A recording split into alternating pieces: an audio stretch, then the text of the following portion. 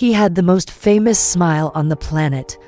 For a brief, shining moment in history, Yuri Gagarin was the most celebrated man alive, a first human being to journey into the vast emptiness of space and return to tell the tale. He was a symbol of courage, of human achievement, and most importantly, of Soviet supremacy in the Cold War.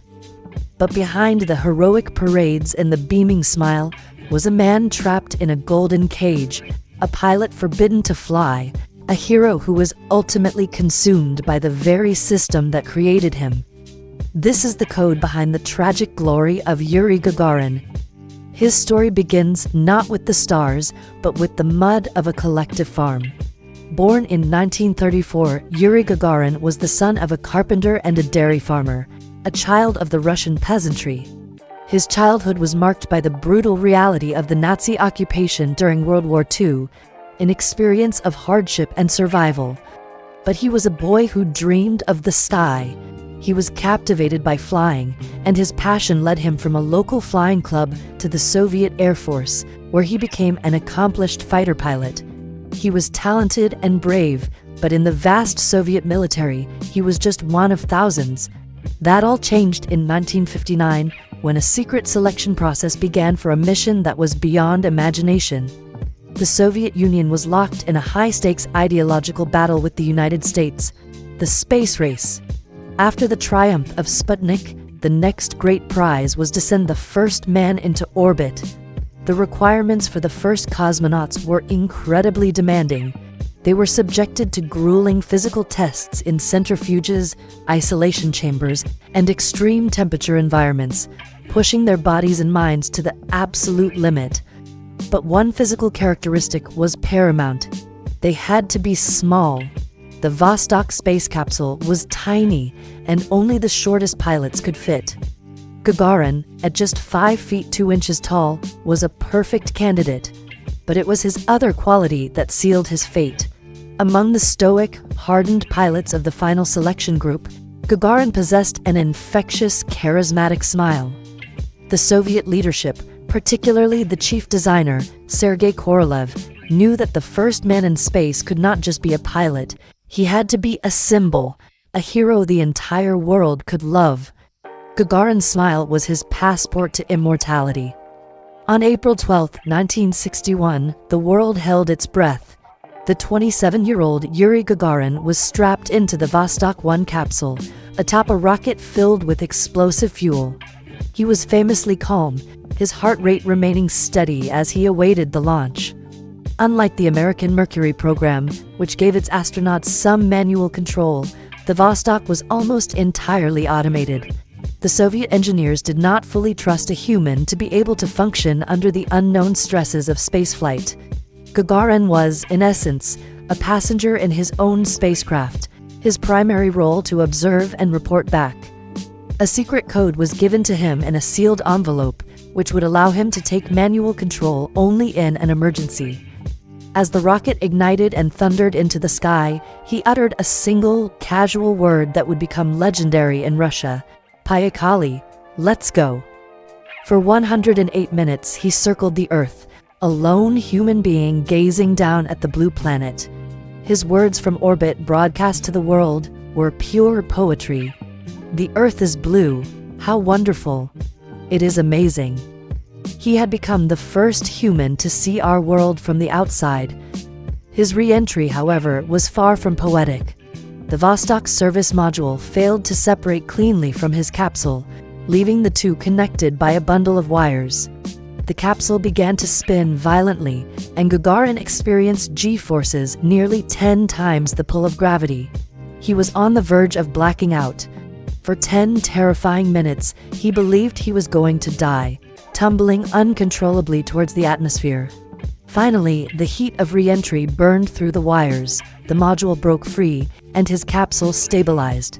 The world knew nothing of this near disaster. His return was a global triumph. He was not just a Soviet hero, he was a hero for all of humanity. He was paraded through Red Square in Moscow, showered with honors, and sent on a world tour. He met queens, presidents, and movie stars. Crowds everywhere were captivated by his humble origins and his radiant smile. He was the perfect propaganda weapon, the living embodiment of the Soviet ideal, the simple farm boy who, through the power of the communist system, had reached the stars. But this is where the heroic story takes a tragic turn. For the Soviet state, Yuri Gagarin was now too valuable to risk. The man who had faced the dangers of space was now forbidden from his greatest passion, flying. He was grounded, transformed from a pilot into a living monument. He was given a desk job, forced to endure endless political meetings and public appearances. The pressure was immense. The world's greatest hero was trapped, and he began to struggle with the fame and the inactivity, reportedly turning to alcohol. Even his personal life became a tool of the state. He was a devoted husband and father to 2 daughters, but his every move was watched. He was expected to be the perfect Soviet family man, a role model for the nation. The pressure to maintain this flawless public image, combined with his inability to fly, took a heavy toll.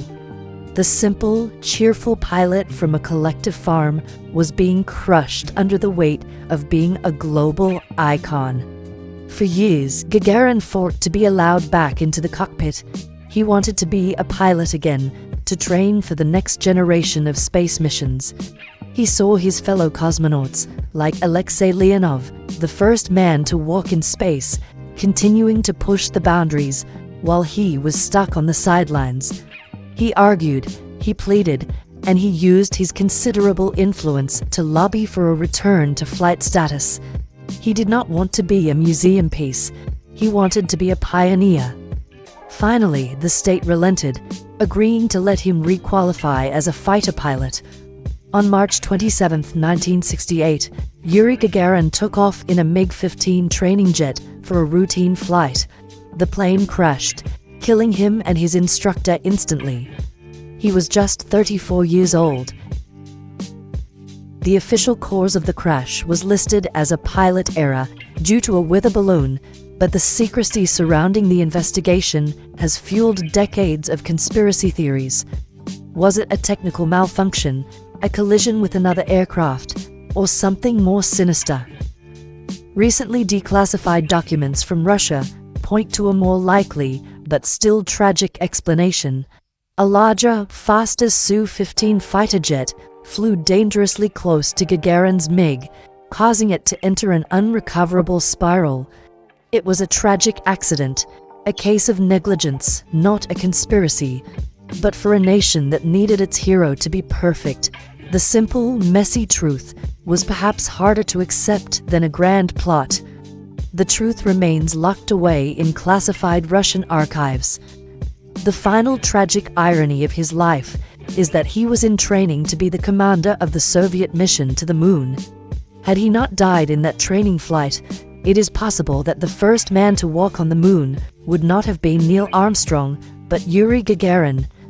His death did not just rob the world of a hero, it may have altered the entire course of the space race. The Code of Yuri Gagarin is the story of an ordinary man given an extraordinary destiny. He was a hero, a pioneer, and a symbol of human potential. He was also a tool, a man whose life was ultimately controlled, and some might argue, destroyed by the very system that made him a legend. His famous smile, once a symbol of triumph, now also represents the tragic, hidden cost of being a hero in a totalitarian world. And that is the architecture of the legacy of Yuri Gagarin. Remember, history is more than a story, it's a code, and there is always another layer to decrypt. Subscribe and continue the investigation with us.